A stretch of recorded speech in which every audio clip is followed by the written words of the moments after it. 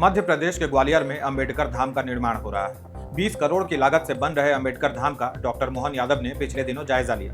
इस अवसर पर उन्होंने पत्रकारों से कहा कि भाजपा सदैव डॉक्टर अंबेडकर के समाज में किए गए योगदान को नमन करती है और केंद्र में बीजेपी की सरकार बनने के बाद ही बाबा साहब के सम्मान में पंच तीर्थ बनाए गए। महू में स्मारक बनवाया गया जहां अंबेडकर महाकुंभ लगता है।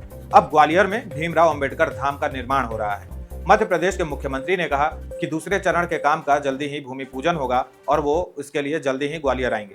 मुझे इस बात का संतोष है कि यहाँ ग्वालियर में भी अंबेडकर जी के स्मारक का ये भव्य स्थान है जिसमें सेकंड चरण के काम का मैं जल्दी भूमि पूजन करने वापस आने वाला हूँ।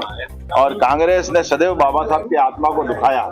इसमें कोई शक नहीं कि B.R. अम्बेडकर ने देश के पिछड़े और बड़ी जनसंख्या के लिए अनेक योगदान दिए हैं। उनकी भूमिका न होती तो शायद समाज का एक बड़ा वर्ग मुख्य धारा में कभी शामिल नहीं हो पाता।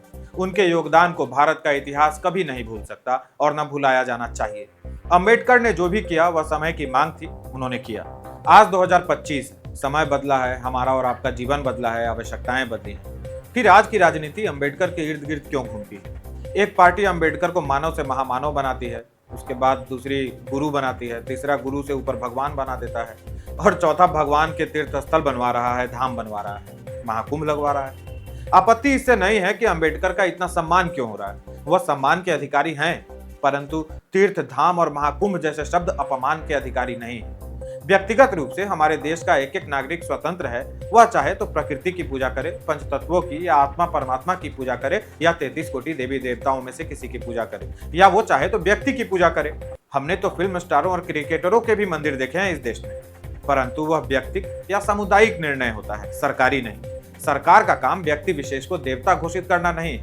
सांभवी पीठम के पीठाधिपति स्वामी आनंद स्वरूप ने तो यह आरोप लगाया कि हनुमान मंदिर की 12 एकड़ जमीन लेकर यह धाम बनवाया जा रहा है। उन्होंने आनंद फानन में प्रतिष्ठित प्राचीन हनुमान मंदिर की जमीन को में से 12 एकड़ जमीन अंबेडकर धाम के नाम, अब धाम शब्द जुड़ की, पहले तीर्थ बनाया अंबेडकर का, अब अंबेडकर धाम बन रहा है। जिस अंबेडकर ने 22 प्रतिज्ञाओं में ब्रह्मा विष्णु महेश को नहीं मानूंगा, गौरी गणेश की पूजा नहीं करूंगा, भगवानों को गाली दिया, भगवान को काल्पनिक कहा, मनुस्मृति जलाया, रामचरितमानस जलाया, ऐसे अंबेडकर के नाम पर भाजपा की मध्य प्रदेश सरकार ने ग्वालियर में अंबेडकर धाम बना दिया, वो भी हनुमान मंदिर की जमीन पर। मैं फिर से दोहराता हूं, किसी को इस बात से आपत्ति नहीं है कि अंबेडकर जी का सम्मान हो रहा है, लेकिन यह दुर्भाग्यपूर्ण है कि अंबेडकर को भगवान बना देना राजनीतिक दलों की मजबूरी बनती जा रही है। ऐसा लगता है इन राजनीतिक दलों और लिंटर को अतिरिक्त मजबूती प्रदान कर रहे इस व्यक्ति में कोई अंतर शेष नहीं रहा।